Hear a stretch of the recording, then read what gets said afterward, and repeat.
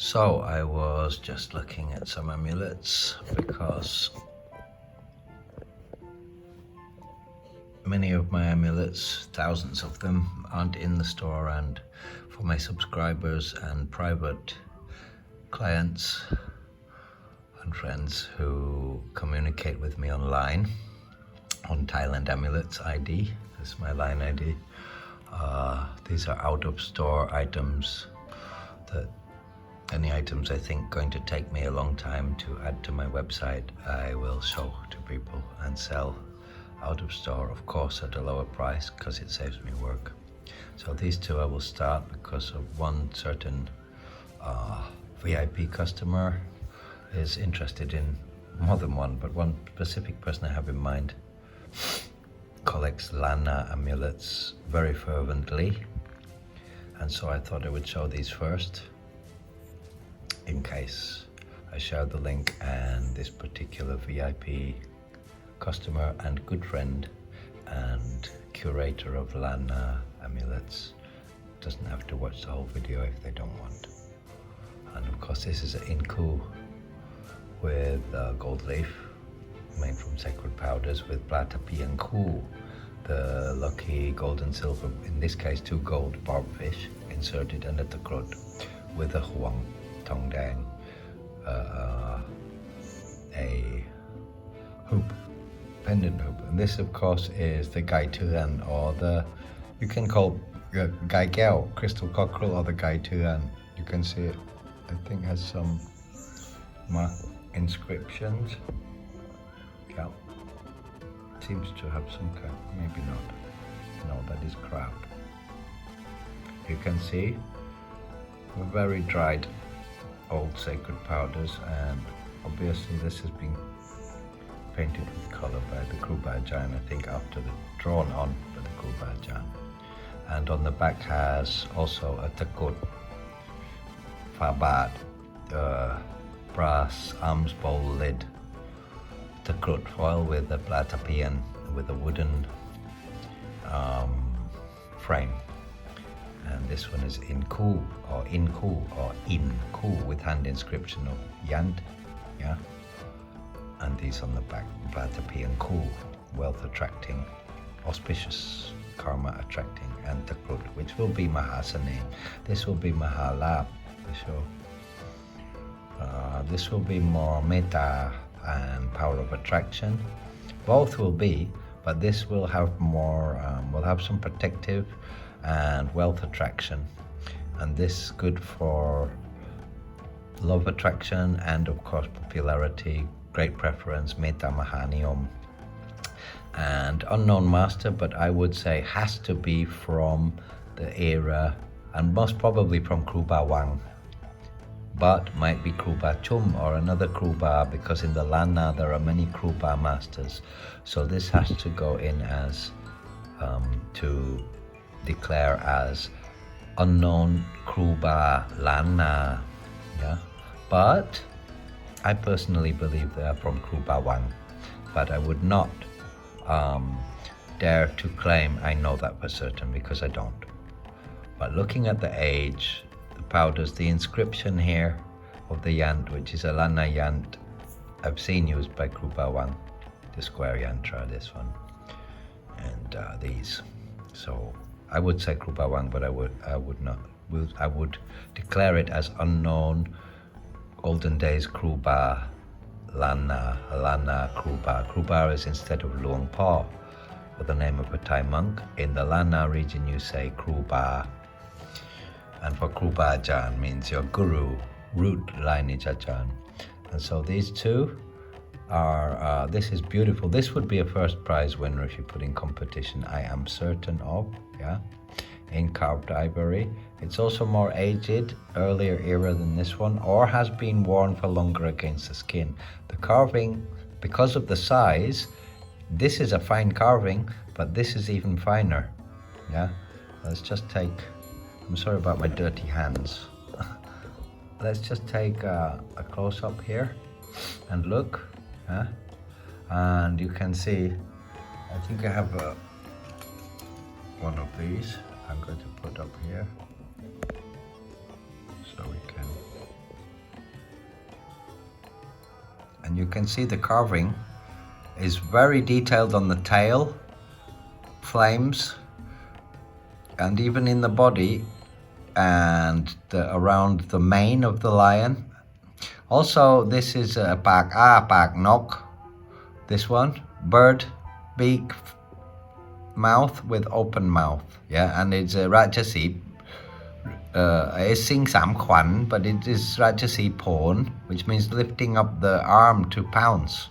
And this one is standing. It's Sing Sam Kwan. It's a singer.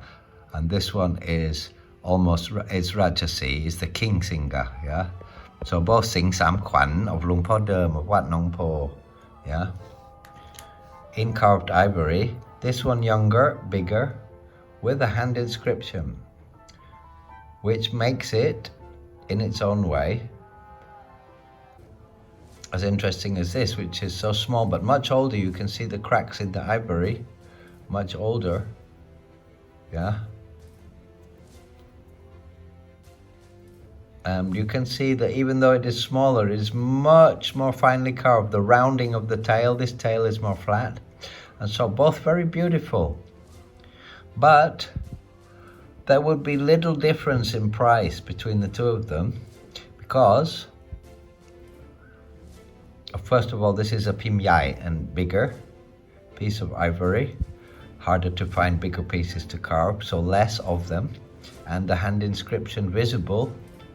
But this, because of the beauty, and very hard to find small anyway, and also as beautifully carved as this, it's in a competition. As a judge, I would give this a first prize.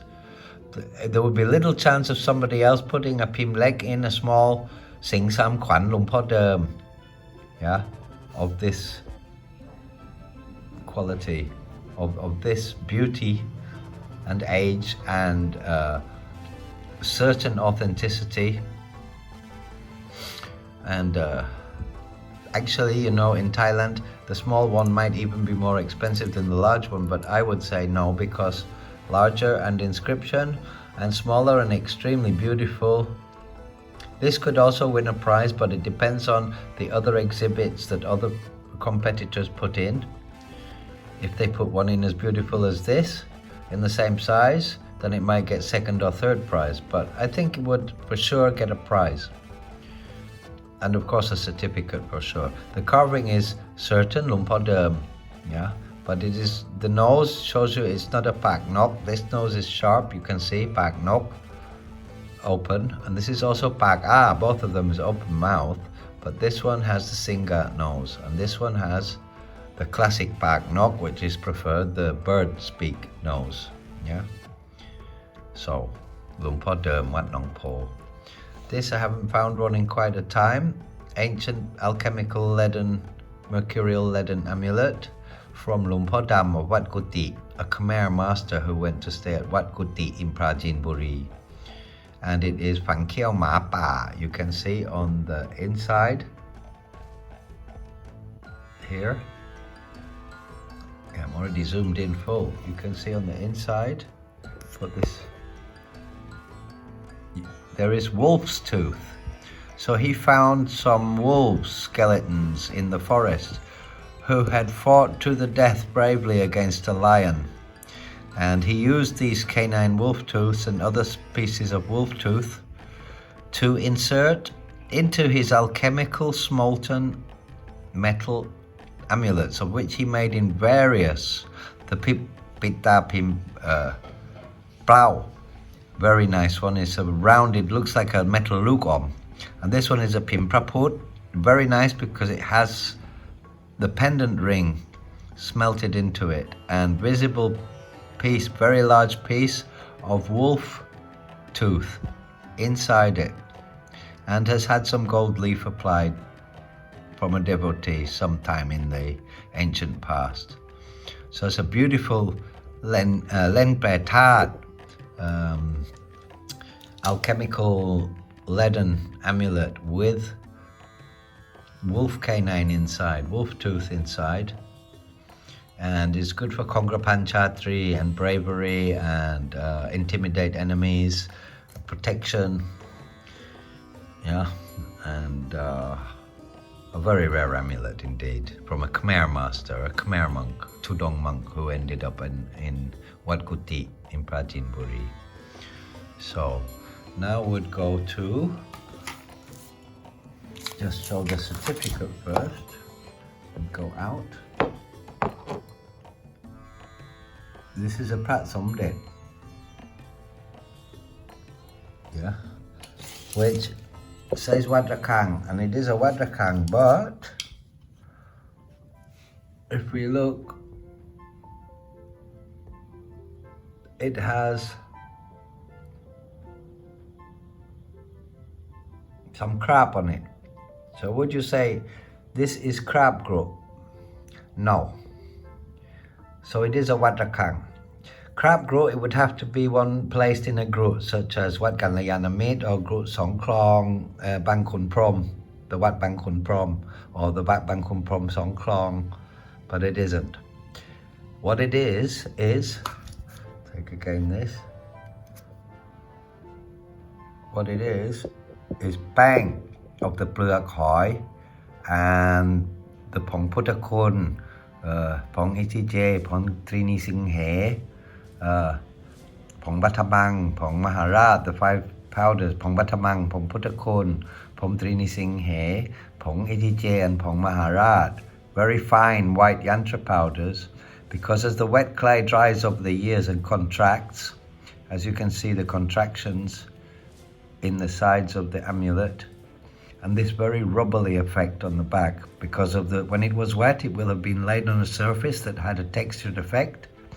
Some were laid on different surfaces, Maikadan, Gap Mark, Lang Riap, yeah, smooth backs. This one is a stony, rubbly back, and you can see the particles inside from the contraction. The larger particles have stayed inside, whereas the finer powders get pushed to the top, and you can look inside the armpits and in the crevices between the dais and the arms of the Buddha, and around the head of the Buddha between the elongated ear and the neck, and around the edges of the sum, Rakhang, of the arch and the bottom here.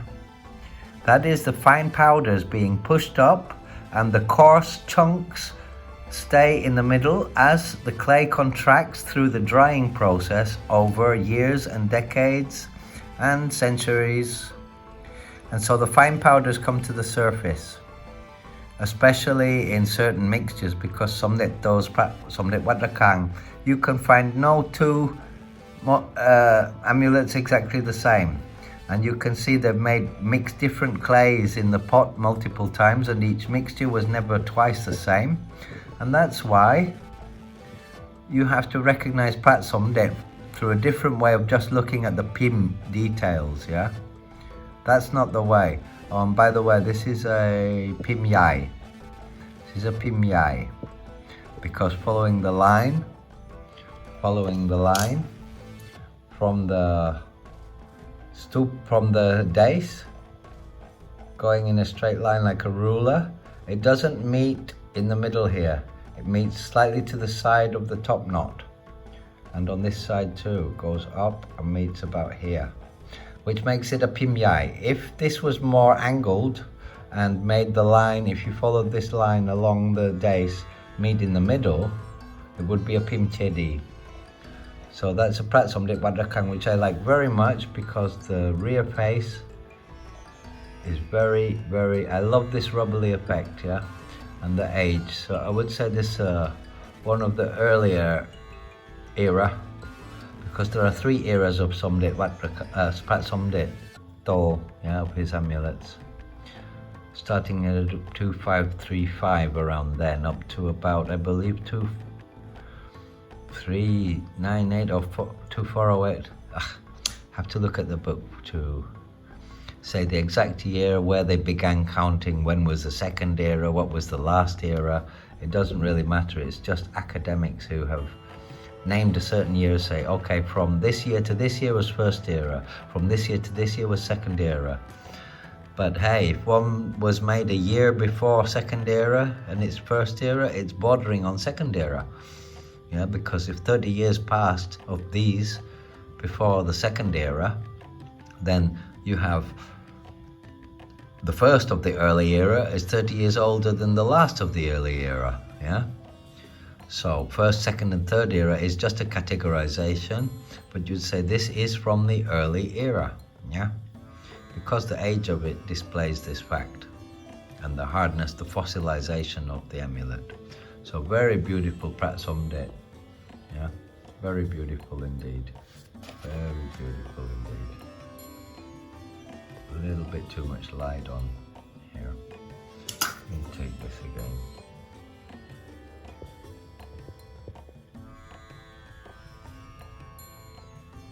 It's not the best, clearest macro image, but I believe this should probably be enough for people to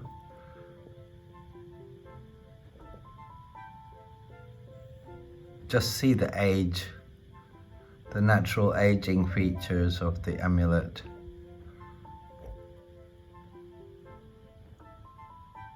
Let's get the light on a little bit.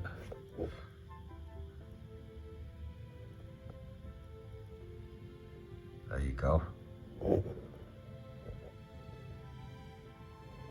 There you go.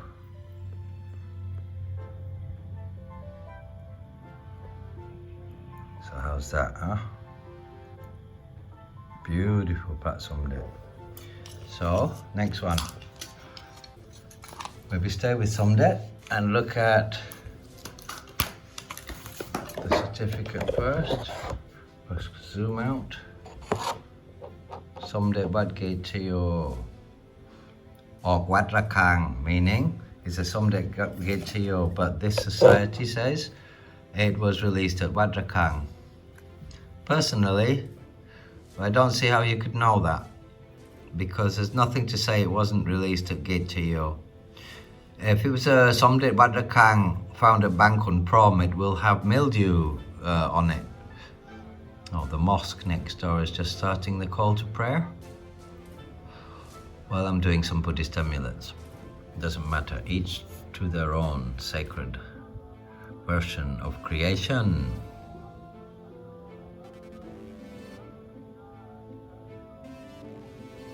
So, you can see the muansan of this is very creamy. It doesn't have a very deep relief. This particular pin, maybe the hand pressing had been done a lot and a little bit tired, so it's not very hard pressed. You can see the relief is not extremely deep. Not that it's very deep on Wat Gate Chaiyo amulets anyway, but, and you can see here this little line, and then going like a water line, like a teardrop, not a teardrop, but like it's raining down here to the corner of the edge. That is the typical Jetchan. 1, 2, 3, 4, 5, 6, 7 Jetchan. 7 tiered days. 2 Niyom is the 7 and 6 tiered days of Wat Gate Chaiyo, yeah? And this feature here is a block A Niyom.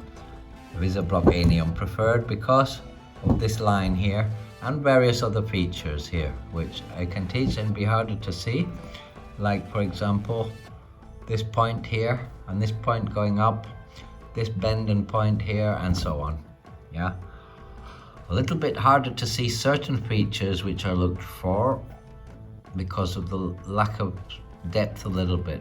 If you can see, it's Oktan, not Ogrong. Ogrong would be a fully split chest. Oktan is half split chest, yeah? With Hubaisi, the ears, one curved this side. This is a bit straighter and goes down to the shoulder. This curves up, the top knot, the Praget Mala. You can see the stony effect. It's very creamy because Gate Chaiyo had a lot more Namantang Ew in them.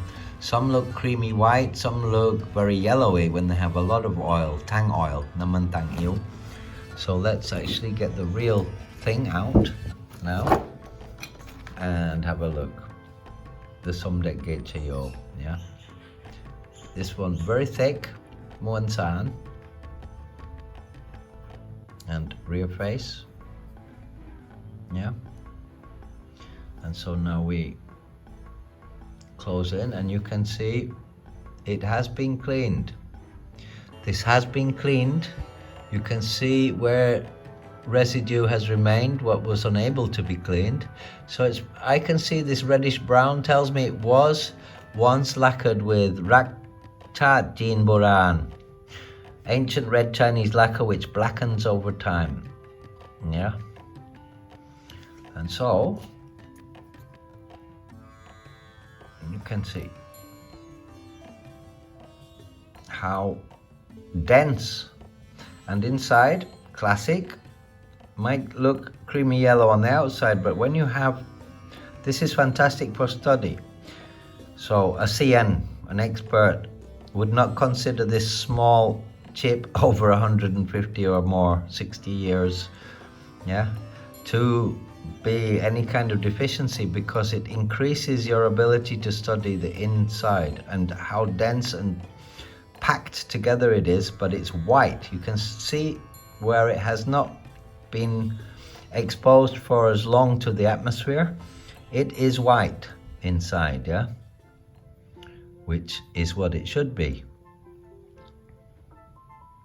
Here you can see some slight diagonal knife marks of hand cutting, and this is good because it's when you get to see Muan San inside. Here we go again. Pieces of Hinsilati Kun. You see the red piece of Prat Gampeng Pet amulet broken inside here.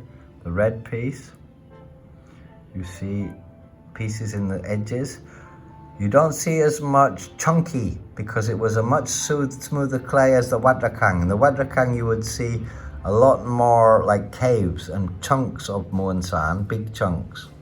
Whereas in the Wat Gate Chaiyo, you will see a much smoother Muan San and more of a rippled effect like this. Crackled, rippled effect, if at all. But you can see the knife markings on the edge. And so, as you can see, the relief is nice, but not the deepest relief.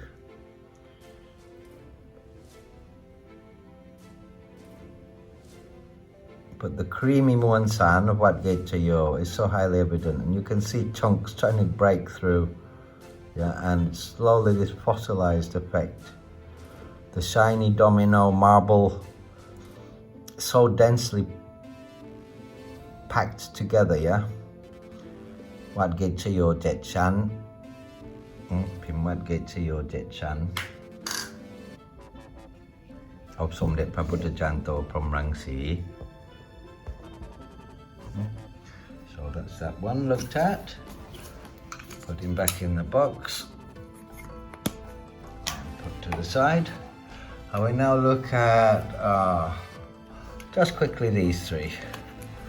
These are from the Rattanakosin period, which you can find around, but very sacred. But nobody knows who made them. They were found all around Ayutthaya and some places in central Thailand, and are considered to be from the Rattanakosin period of Thai history, and are made from Dibuk, which means a sacred alchemical lead, and painted with lacquer or gold or both, and filled with din Thai, Thai sacred earth, yeah, and made from Dibuk, leaden. And so Rattanakosin period.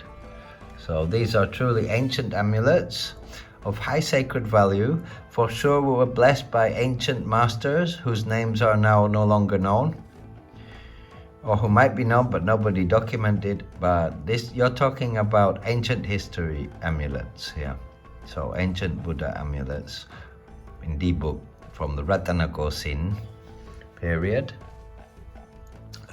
Yeah, maybe mid Rattanakosin, and filled with Thai earth. Some are covered in gold like the middle one, some are partially covered.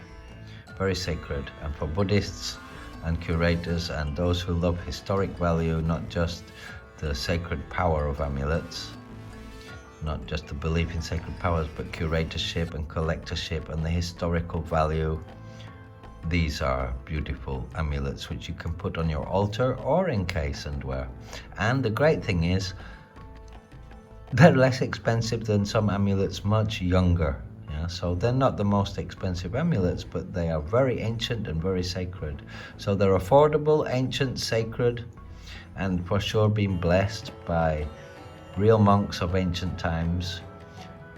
And in those days, monks were very, very pure and very, very high-powered concentration. So for me, these are amulets of great spiritual value, even though the monetary value is perhaps not as high as one might think, or they should be, because they are actual museum pieces, right? But for some reason, they still haven't become priceless. So they're affordable, and that's what I would say, highly recommended amulet of Phra Putakun Sung Rakha Bao, means amulet with very high Putakun power, but a low price. So remember those, the Phra Rattanakosin. Now we go to Lumbutim, and we're going to take now a Pitta certificated, and I show you the certificate. Hang on, sorry. There's a certificate and there's the amulet. And we now come back to, it's not wood, just a second. It's sacred ivory, sorry, with a solid gold takrut and dot code sam. Moa in Thai means, don't know what you're talking about. Sorry, I was just from a distance without my glasses on, I thought it was wood. So now, here we go. The three of the Chang Patana Anugun and some hand inscriptions visible there from Lumbutim. This is the code stamp and a solid gold takrut inserted. And of course you can see inscriptions of Lumbutim. The put, I can see Khom. Oh yeah, the whole Yandha, the Dhyani Buddha Yantra, the Yan Grabong Kwai, Grabok Kwai, or the Yan Og Prat. It's a head, 2 arms and 2 legs with Namo Buddhaya and Akara around it. There you go, you can see it, the Yant, there you go, you can see the Yant. There is the Yant. So, I had too much light on it, yeah? Very nice indeed. Let's take the lens. My wobbly hand. Wobble wobble.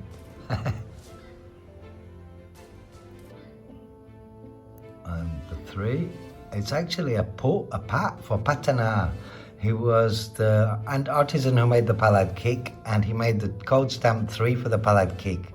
And Lumbutim decided to use that on any edition, especially if the Chang Anugun Patana was involved. So this is probably carved by Chang Anugun Patana himself, the top artisan of Lumbutim, who made his palad kick, and with gold takrut insert and the code stamp 3 of Chang Patana Anugun, or the code stamp Pat, the Khom letter Pat, whoops. Khom letter Pat.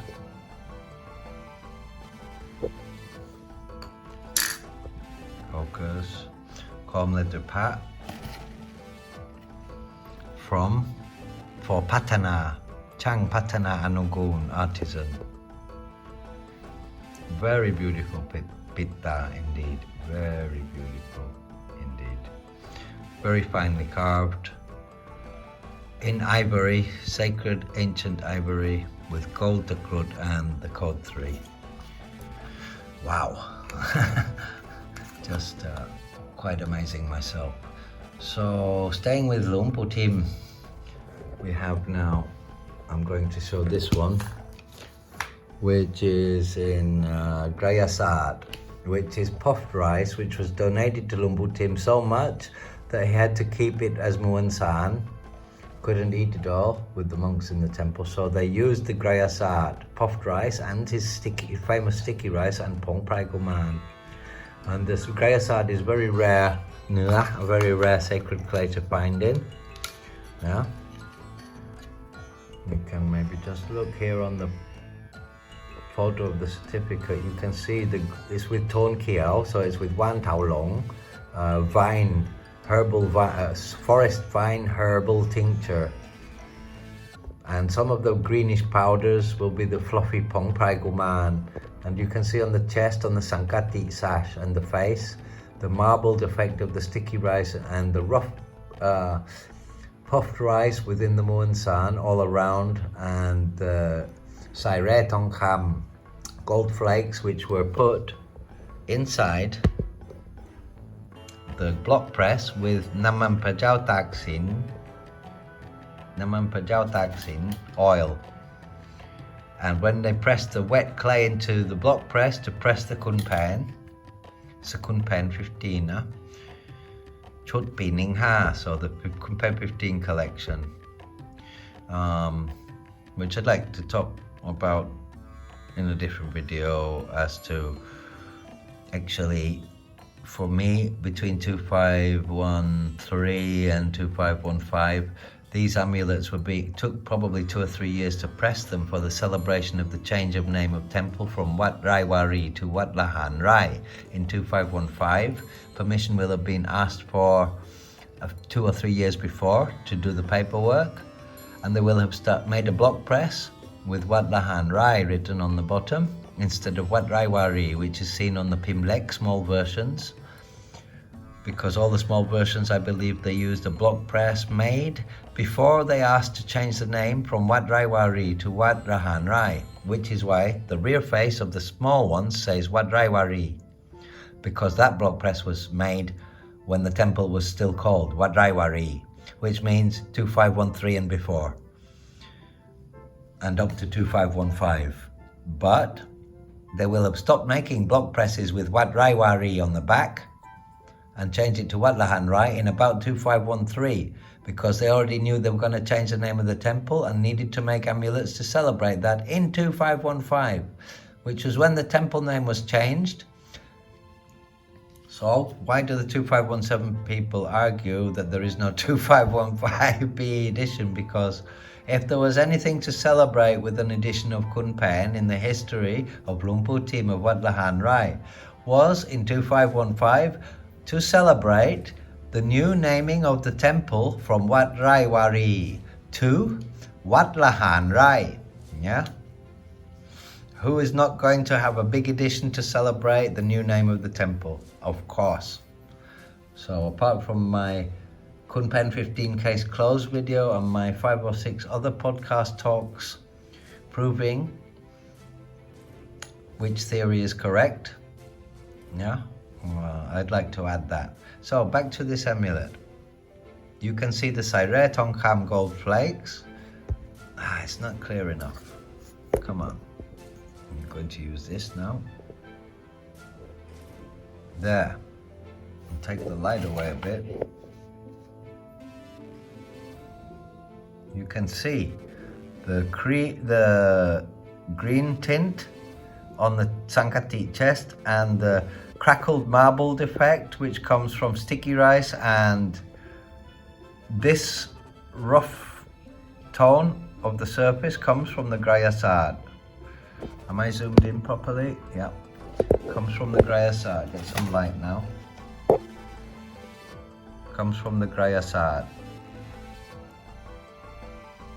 And the green powders on the edges around the frame, that's more Pong Prai Guman coming up. But with the Wan Tao Long, the green Wan Tao Long tincture also embeds itself.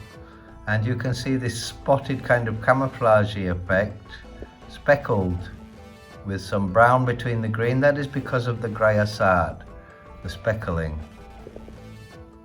Because grayasad is very rough puffed rice mixed in with the Pong Prai Guman and the Pong Khao, Pong Putakun, because you will always see white powders inside, as I explained with the Somdej.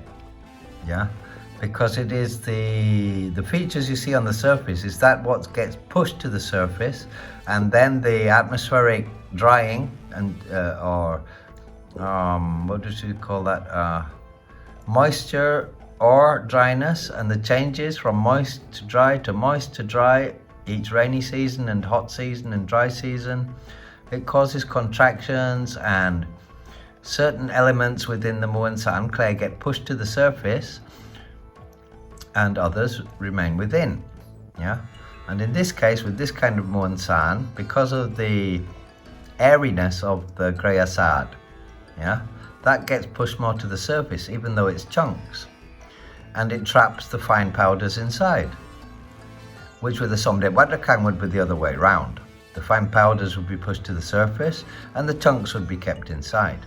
Yeah, but that's because the chunks of this are not heavy chunks, they're aerated, very light chunks. Yeah, so they're pushed up because they contain air, puffed rice. Too much light, really too much light. Still too much light. Yeah, I'm having difficulty to get a good look at that. So we'll try it straight without the lens. That's better. You can see the Graya Sad. You can see the roughness. And a beautiful mixture of textures between the Sairetong Cam gold flakes, the chunky pieces of muon san, but how they have all blended together, and the fine green powder, Pong Prai Guman and Wan Tao Long, is risen on the surface. The Takrut embedded in the Yan Kabok Kwai, Yan Kabong Kwai, or Yan Ong Phra, or Yan Phra Puta Chao Ha Phra Ong, many names. And on the side, you can see the spotted, speckled texture, which comes from Graya Sad, the puffed rice. So if you look at the edge here, you see the cracks and speckles like chunks. Yeah, it looks like pieces of little chunks all put together like bricks, right? Little hexagonal chunks or pentagonal chunks, little green chunks and bronze chunks and brown chunks and white chunks. And that's the Graya Sad effect, yeah? That's the effect of Graya Sad. Here it looks much smoother because the green powder is completely covering it, so you can't see. Yeah, here you can see the chunks and gold embedded in there, the gold flakes. Very, very beautiful. This was not entered for prize, but is worthy of one. And so that is the Kun Pen 15 Ner Graya Sad Tone Chaiyo Takrut Salika Ku. Yeah, a beautiful one for those who like fluffy green Pom Prai Guman style amulet that shows its age and has that sacred aura of power through the Pom Prai Guman. This, for me, is one Kun Pen 15 of Lumpu Tim that emanates a very powerful aura. To me it does, and I find it aesthetically, visually, extremely beautiful, extremely well refined in texture. For Graya Sad, it's actually a very, very nice, clear detail, yeah? Because Graya Sad will usually be more rougher detail on the face, much like the Pim Hin Meat Gone early era and Kun Pen before they refined the block press. Very much like that. So this is very detailed actually. It makes it a very fine example of Ner Graya Sad. Luang Putim Wat Dahan, right? So that's that one. Phra Kun Pen Pong Prai Guman Pim Yai Wat Dahan, right? In Ner Graya Sad Tone Si Chaiyo Takrut. Now we're going to look at this Somdej. No, we're not. We're going to, yes, we'll look at this Somdej. Break up from Lumpu Tim for a moment, and we're going to look at the Somdej. Take the light off a bit. A bit more distance on the light, maybe, yeah. There you go, Somdej. Now this actually, just to explain, I got this with a frame of the amulet, yeah. And so it was very easy for me to decide to buy it to rent it, because it had a frame. But when I got it home, I saw that here it has, this picture is actually from a certificate from a competition, but which I don't really care about very much, but just to show that it was once in a condition. Here it has on the back, Somdej Wat Rakhang, Rama 5 era, 130 years old when written. This was probably written 30 years ago. Pim Yai Niyom, wrong. It's not a Pim Yai Niyom, I'll explain in a moment. Checked already and investigated and checked as authentic. Soi, Pim Soi, beautiful Pim, Du Ngai, easy to see as real. Mai Mi Tamni, doesn't have anything to complain about its form or shape or design. Mai Mi Gan Hak Som, there's no breaks or been fixed and stuck back together, it hasn't been broken. So, but I'm not very interested in that because I trust my own judgment more than that of anybody else, even if it's a society or it has a certificate. Proof being, this was told as a Pim Yai Niyom. But if you take the line with a ruler from, I'll just do that now. We'll take the line straight along. You see the days and the line meets at the chedi, at the top knot, the Phra Gate Mala. And the same here, if we follow the days at the bottom here up in a line, you'll see it meets here in the middle, not each side, and that makes it a Pim Chedi. That makes it a Pim Chedi, yeah? Yeah? That makes it a Pim Chedi. So we can see the line goes to the middle. The line goes to the middle. It's a Pim Chedi. Secondly, this one, it doesn't have just bang coming up. It's also very thin and smooth, which tells me Bang Kun Prom, Wat Bang Kun Prom. And you look at the back here, if we take this again,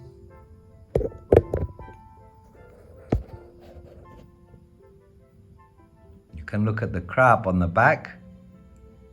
It is classic Wat Bang Kun Prom, Chedi Yai or Gru Gao, the old Gru, meaning the big Chedi stupa, which was opened before the small Chedi stupas were opened, and they found even more. So,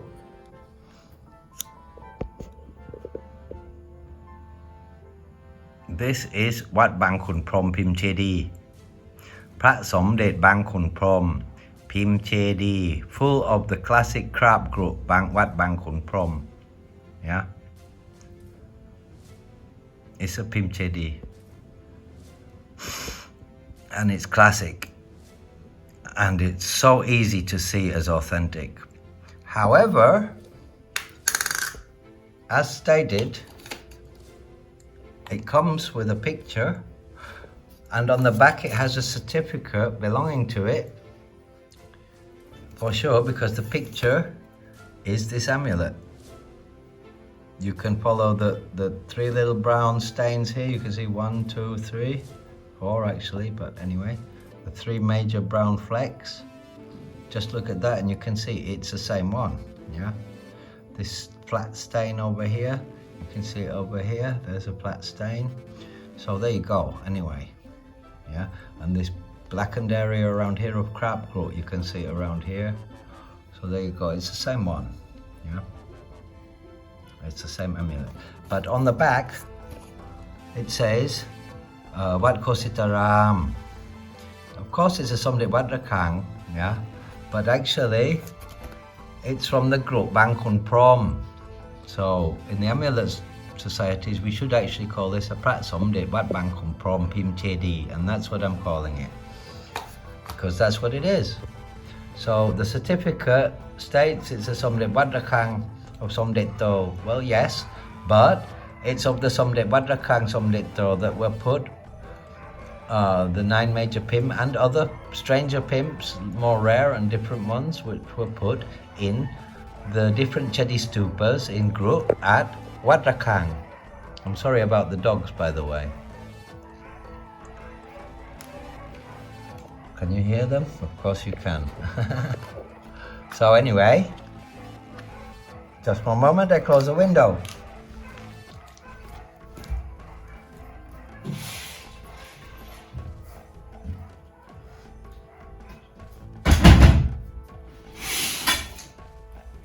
And we continue. So sorry about that. Doggies. Another Luang Putim to celebrate that. We'll do one more Kun Pen, and then I'll show you some nice coins. So this is in Nơ Dang ore, because you have a pinkish and a dark reddish one. They don't separate it, most of the societies. I will separate it for you. You have the pinkish, more dry powdery ones are from Nơ Pun Kin Mak, which is the pink cement used to chew betel areca nut with. Whereas this is Nơ Wan Sabu Luat, which is blood soap herb, and it's a much more rocky, stony powder and mixes much more nicely with the sticky rice, which is found in lesser or greater proportions in the Kun Pen 15 collection of Luang Putim and the Kun Pen Luang Putim in general. So you can see this marbled, rocky effect where it is very dried and has the Kot Sala stamp on the top next to the Buddha. I always like to look on the Sankati sash here, because that's the most protuberant bit and rubs and gets contact with atmosphere, skin or whatever, and various things, and also is exposed to the atmosphere most, so will be contracting as the highest standing piece of relief. And so you can see the shine and reflection and the fossilization here, and the presence of sticky rice within the surface around. You can see little bubble effect. And then you always need to have a little bit of extra meat, would you say, นื้อ sometimes even folding back on the inside, yeah? If it's completely flat, then no, don't take it. Yeah, you have to have some kind of raised. And this is very neatly cut, but it has raised, so it's just very perfect.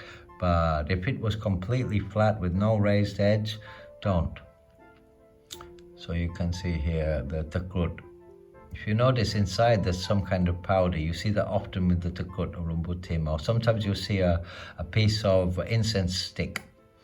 Here you can see white, bang, Pong Prai Kuman, or Pong Putakun, Pong Itije, white powders, the fine powders.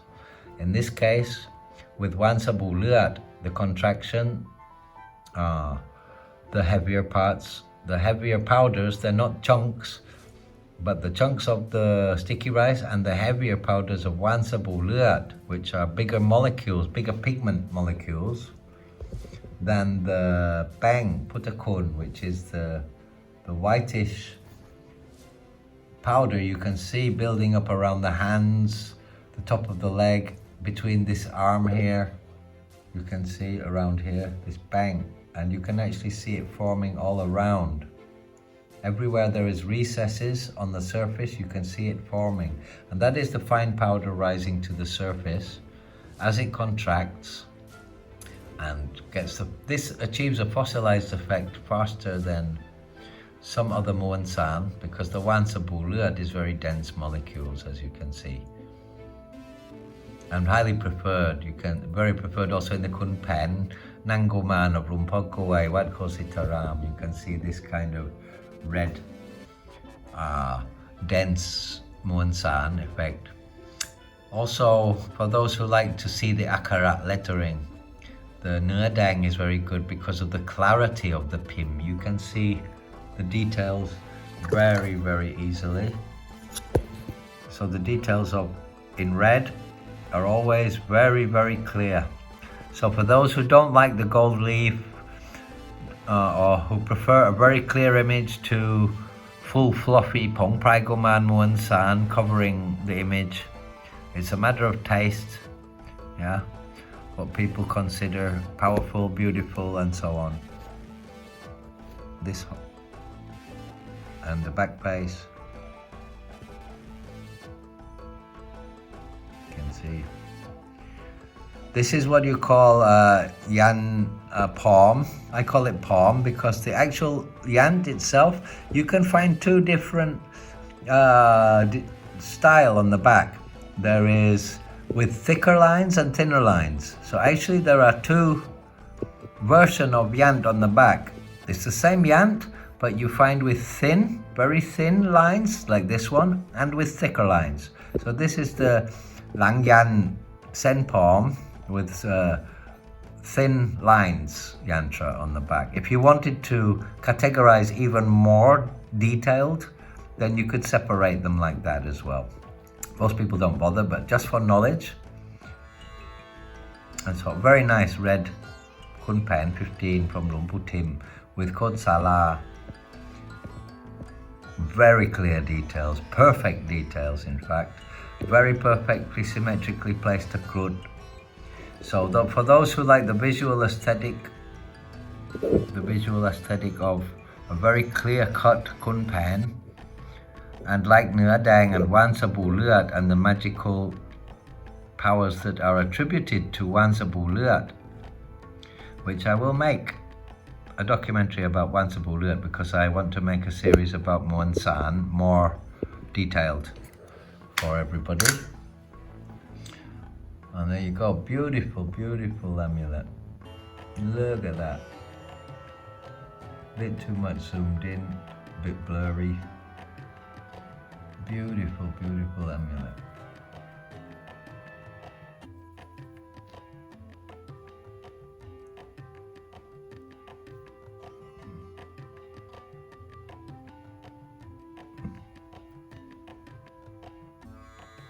Kun Pen 15, Nua Dang, Luang Pu Tim Wat Gate. So, next one, I said some Rien. So we'll start with a very interesting one here. I show you the Pfizer certificate. It's a Rien Sema, Luang Pu Tim, bad rock, but this one is not in Nua Tong Dang, it is in Nua Navaloha, if I'm right. Oh no, this is Nua Tong Dang, but I have one more in Nua Nava. This one is Tong Dang. I have one in Nua Nava as well. And I have also in Galai Tong or Piak Tong with covered in real gold. So loha made from metallic chano and muan san, but covered in real gold. I'll show you shortly. And this one has, of course, the Kodna stamp on the Sankati, and just under here you can see the T in Thai. This is a Khom, letter Na, Meta, and this is the letter T, Totahan for Luang Pu Tim, his code stamp, yeah, and the Nat code stamp. Notice these little bubbles here on this block press. They should be there. If it was Galai Tong, the thick covering, or Long Ya Tong Chad, if it was tricolored enamels or with gold covering or what would you call that, galvanized version, then you wouldn't see these markings so much because of the thick coating on top of it. Yeah. Now you look at the Piu Lian, meaning the surface of the lian. Look, try and see the features, yeah? Try to catch the features. Oh, by the way, I was doing this, but you should never grab an amulet on the surface. You should always grab a coin amulet. If in นื้อทองแดง, it will discolor if your sweat or oil on your hands touch. So always grab a coin like this on the edges. When you grab a coin in a shop, if you grab it like that with your hand on the amulet, you might get told off about it. If it's a very expensive one, or very rare, very sacred, they will tell you no. Or if it's very beautiful condition, they will say, don't do that.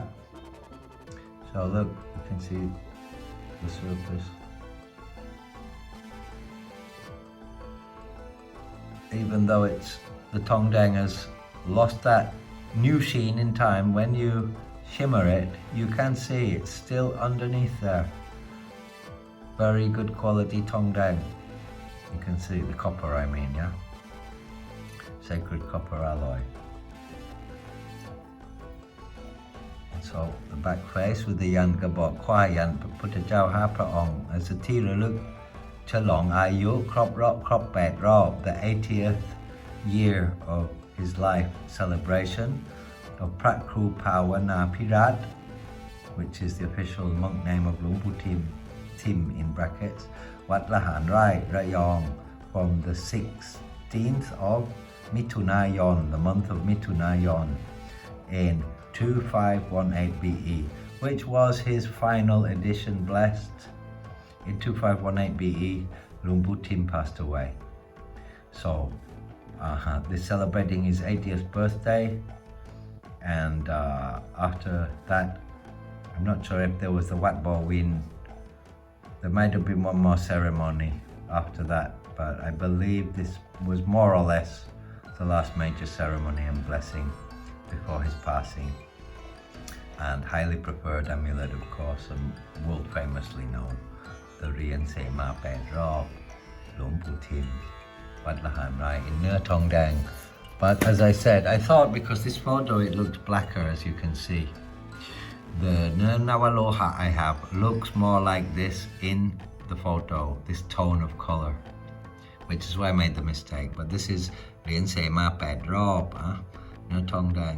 And it's in the competition which focuses on the 2515 BE, yeah,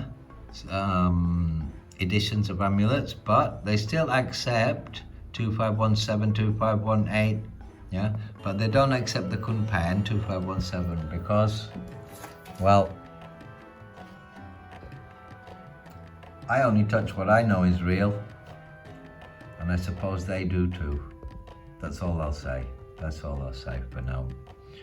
Comments I'm going to close, unfortunately, because when you're talking about the amulets of Luang Pu Tim, there are some people who know nothing, who troll you, or who belong to the groups of liars who sell things they sell through lies, and they're trying to protect themselves because they're losing their world of control they had, and the truth came out, as the truth comes always more and more out.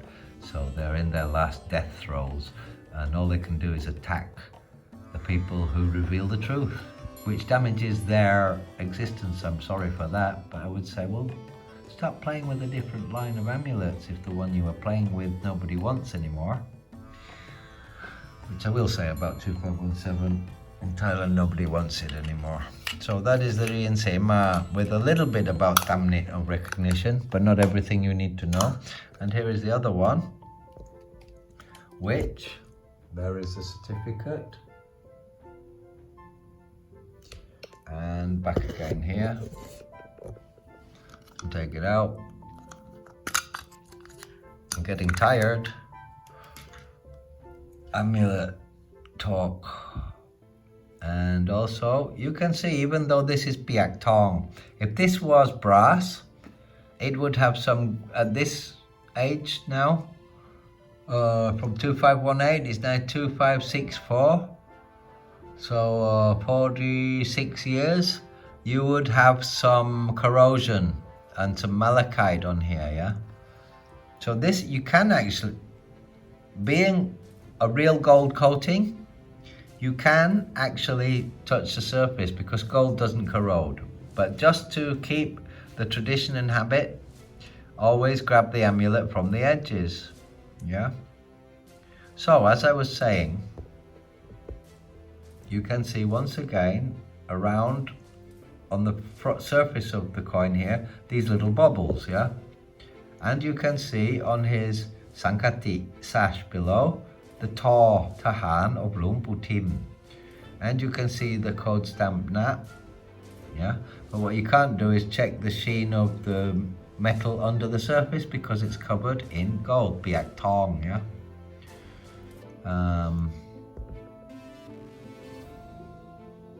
You can see it actually under here, a little double line under this wavy thing, which on the non-coated version, you should be able to see better. You can see you have a little double line on the bottom here, on the curve, yeah? It looks like an elephant's trunk with a mouth, or a bird with a mouth, yeah, like a saliga bird with its eye of the bird and the beak. You can see a line where the mouth would be. That is also a tamni, yeah? That is also a tamni. Also, one day I want to talk about the huang, the pendant ring, because that can also be a great teacher. You can also see the file markings on the side here of the coin from the hand filing where it's been pressed, but then the extra bits, sharp bits sticking out from the edge of the amulet have been hand filed down, yeah? You can see the hand filings. Of course you can see the parallel lines, right? And this is where it has been filed. Sometimes they don't file, you'll have a complete edge, rounded edge around the whole amulet, and that's called maitat beak, not cut the wings off. This is tat beak, which means it's been filed down so you just see the shape of the design with no border around it. Sometimes you even have a round one, piece of metal with the coin in the middle, not cut, yeah, no cutting. This has been cut and filed down, as most coins are. So that's another thing you look at with coins is the file markings. If it was an edition that was bam, just pressed and pushed out through a factory press, then it wouldn't have file markings. Whereas if it's still used the old chaw method or various other ancient methods of casting, which they started using the new method along with the old method, which they still use both methods in about 2500 to 2520 BE. Yeah, but before 2500, all coins would have to have this because they didn't have BAM, the pressing method of like one template with 100 coins in, and they press it down and then push the coins out through the metal. Yeah, like cake making. Yeah, like baking cakes. Whereas these were cut hand by hand, which is why I say the amulets for the 2518, this edition, or the 2515 BE of the Kun Pen, yeah, this block press must have been made 2 or 3 years before, and the small amount of monks and luksit in the temple must have taken everybody 2 or 3 years every day helping to press until they had pressed the right number to be ready before the grand ceremony. And that's why Luang Pu was probably handing them out from the very beginning when they started pressing them for the edition of change of name of temple. So in 2513 maybe they started pressing these to have enough ready for 2515 when they celebrate the temple name change.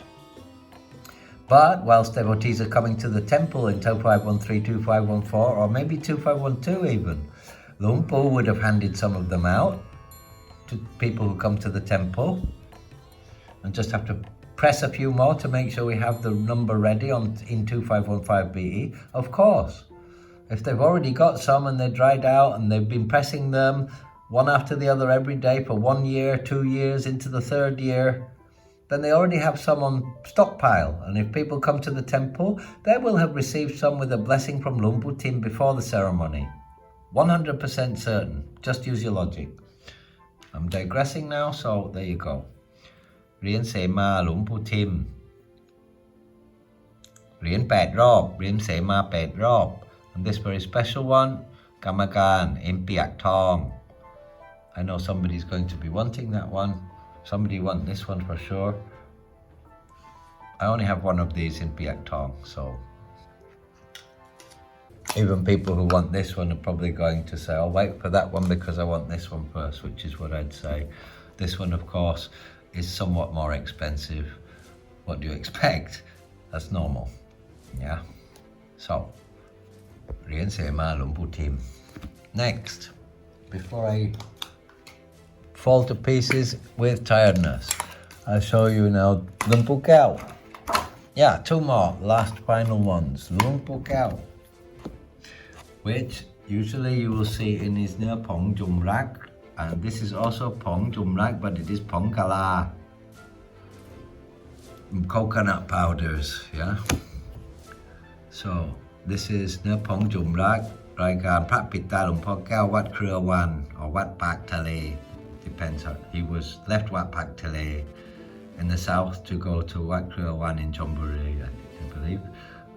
So he's from both temples is the same Lumpo Kau. Pim Yai, Lang Bab. Lang Bab means with the Buddha image indented on the rear face. Na Pong Jum Rak, powder with mixed with lacquer, dipped in lacquer, sorry. It's not powder mixed with lacquer, it's powder dipped in lacquer. So the powder is not black with lacquer, the powder is sacred Muon San powders with Pongkala, with coconut, one-eyed coconut powders, and has black lacquer on it, yeah? Lang Bab, Pim Yai. And you can see the powders, the density of the powders, the typical brownish red color of one of his special Muon San is visibly evident. This is one of the two very last certificated ones I have. This is of the two very last. Not the very last, I have a few non-certificated which I obtained after I left central Thailand, which is much easier to go and get certificates as here in the south where I am now. So, still collecting, but just rely on my own knowledge. I don't need certificates. So some of my amulets have certificates, some don't. I don't use certificates for my own confidence because I can correct many certificates already and I find inaccuracies in them where they're correct but only to a certain point and they haven't 100% recognized all aspects, and so I prefer to rely on my own knowledge. Anyway, this one is certificated Lumpu Kau, Wat Krewan in Pong Jum Rak with both lacquer and powder exposed. You can see on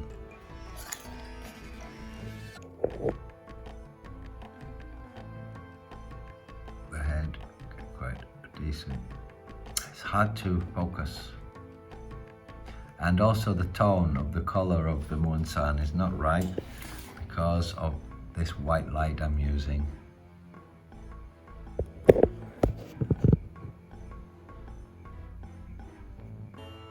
So it's getting a blue tone to it. The gamma is not right. But anyway. No, that's definitely not the right tone of color. Definitely not the right tone. That's the right tone. That's the right color tone. I'll stop using that magnifying glass because it's not doing a good job. So there you go, one Lumpo Kau, and now another Lumpo Kau where you can see he had slightly different Muon San mixes. And here's this is Sada Jun Pim Neom because of the big belly button. You can see here the big belly button.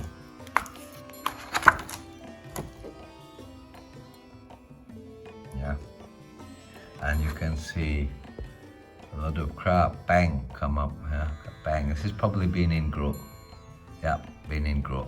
That has been in growth, and you can see this is actually must be earlier, made earlier era. Also Lang Bab, but you can see the age of the Muon San.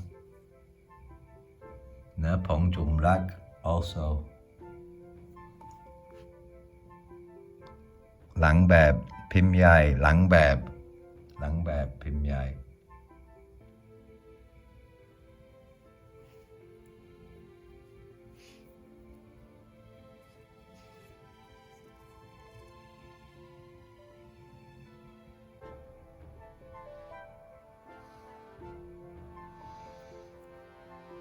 have to clean my hands. I've got stuff on my hands.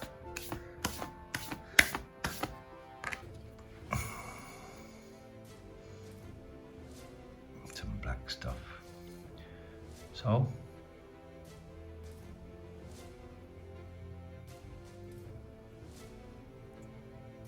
because I've been messing with Muon San as well, so my fingers are a little bit dirty. Yeah, Lang Bap, Pim Yai.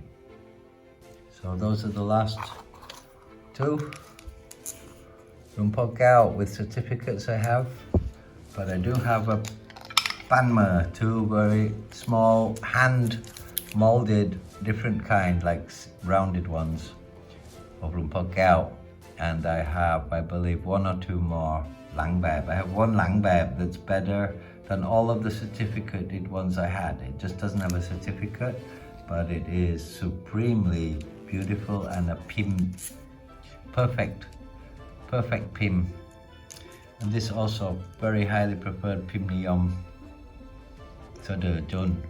As to the other one, because of the Gala powders, also rare, and this Pim slightly different. You can see it's a you have different, slightly different Pim here, yeah. Yeah. You can see, yeah, the difference in the Pim.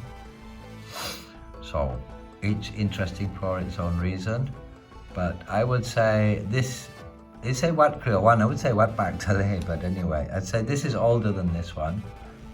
Not for sure. Actually, the powders look, I shouldn't speak so quickly, because actually about the same age. Actually about the same age. Yeah, I'm sorry, spoke too quickly. I don't do that when I'm confirming and writing and ready to add something. I do that like now, when I'm looking, having an overview, and I like to speak my thoughts aloud. And sometimes you think mistakenly, and then you think again, and you look again, and that's a very important part. If you're not willing to risk thinking mistakenly, then you will never be able to think of all the possible causes and reasons for things. When you can't find documented information and you reach the limits of documentation, and you reach visual expertise with your eyes and knowledge of the Muon San and the Pim, then you have to start refining it by going into more details, by trying to say, okay, is this the early era, later era, between roughly what year and what years did he begin and making them, and when did he pass away, and when was his last officially known edition? Then you can know, oh, maybe 50 years passed, or 60, during his trajectory of making these amulets. For example, let's say 50, right? And so one of the early era to one of the final era, you can have half a century between two amulets from the same master. And you can only define that really, unless it's documented, by looking at the age of the Muon San, yeah?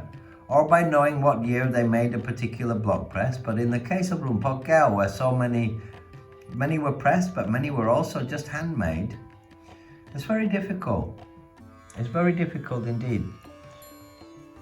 And so I would have to look at this about another 3 times in private under the eye loupe before I would say in a write-up that this is older than this, or this is exactly the same age. But on a rough overview right now, and I'm not looking under the microscope at the Muon San, which I do for the aging, and do some other tests which I know, which I don't wish to say. You have to have some professional secrets. So I would call them lab-like tests, yeah? So they're quite scientific tests, more than spiritual or visual tests. To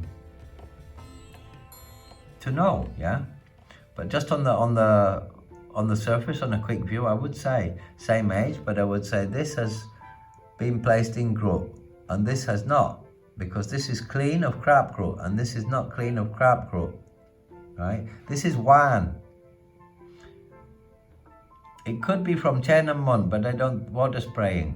But I consider this crab groat. So I would say this has been kept in a groat and this has not. But the age visually looks to me almost the same, although my heart is telling me no. Under the microscope, you're going to see a lot more contraction and aging. This looks a bit smoother, even from now at a distance, a little bit smoother and less contracted.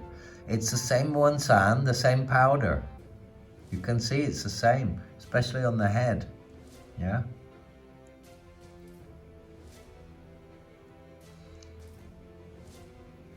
But is this slightly older than this? Earlier era than this? Does it matter? Well, only for academics. But it's nice to know, and it's nice to be able to see and define that and tell the person who is going to own it. Because it's nice to know. I mean, after all, I've noticed that my subscribers and those who write to me say thank you for what you're writing or your publications is because I open up knowledge that other people haven't dug deep enough to talk about. And so there you go. I don't like to overcomplicate things, but as you get more, your expertise increases, of course, you can then start looking at details like that. It's like, was this placed in grow and this not? Or is it Wan and Bang Pong Kun powders, the talcs rising up from water spraying? It's not from just contraction, it's too thick from just drying naturally, in which case this would also have it. So it's not from natural contraction of the pushing up of the powders, because it's the same Muan San. You see, I'm using my logic now. You can't find that in a book. You can't think, books don't teach you to think like that, yeah? You have to use your logic and think, and you have to know how monks made things, how temples behave, how editions are released. That when you're going to make a Kun Pen amulet, yeah? You're not going to make one block press because it might snap or break in the middle of the ceremony, and then you can't print the full amount promised and intended. And the numerology of how many amulets you make in an edition is also important to the magical empowerment, according to Thai occultism, yeah, the Tamra Sayaway. So you would make 2 or 3 block presses, which means if they say, oh, this is fake because it doesn't have this feature and this feature, I say, you're talking rubbish, because it might be from one of the reserve block presses. If the first block press broke, then they will get the second one out and continue pressing with the second. If they print the full amount necessary and the second doesn't break, then the third block press won't get used. Or it might get used to just distinguish. They might say, oh, we've got a 99 left to print. Let's use the third block press to print only 99 and call it the block 3. They didn't. I'm just inventing a story to demonstrate, yeah? They didn't do that with Kun Pen, as far as I know, but that is how temples behave, because you need to make sure you've got enough block presses. It's like having a spare tire in your car. You don't leave the house without a spare tire in your car. Well, you do, but if you get a flat tire, you regret it. Yeah? So you don't start a amulet pressing ceremony with one block press and take the risk of it breaking. And so if the details of an amulet are not the block neon, doesn't mean it's not real, it just means it's not from the preferred first block press. And sometimes the second block press turns out more beautiful from the first and ends up block 2 is more preferred than block 1. Mold, block press mold. So there you go. That's a bit of amulet talk, teaching you how to, hopefully, it makes sense to you. And if it does, then that teaches you how to think and expand, how to conclude, yes, this must be real, or this makes sense, that it must be like that, or this, yeah? This has also had some gold leaf applied at some time, I can see. So there you go, Lumpok Gao, Wat Krill Wan. And this is, I believe now, with my tiredness, Ajarn Spencer for Amulet Talk and the Buddha Magic Project, saying bye-bye to everybody, and I shall end where I started by showing 2 very unusual, rare and only once to be found items of each. I might find more from Lanna, but you never find the same ones again. The one-off, original, ancient Lanna amulets from unknown Kruba, but probably Kruba Wang or Kruba Wang. Probably Kruba Wang, but I cannot know or say. Not now, today anyway, and most people could not say. I haven't met anybody who can say yet with these two, and it's unimportant because historically Lanna amulet, handmade with wood like this, hand painted and inscribed. If you are a collector and curator and believer in the magic of the Thai Lanna hill tribe, sorcerers and sorcerer monks, then this is for your museum or for your wearing and busha. So Ajarn Spencer for the Buddha Magic Project, Amulets TV, and of course all of you, my subscribers and those who love amulets. Signing off. Bye-bye.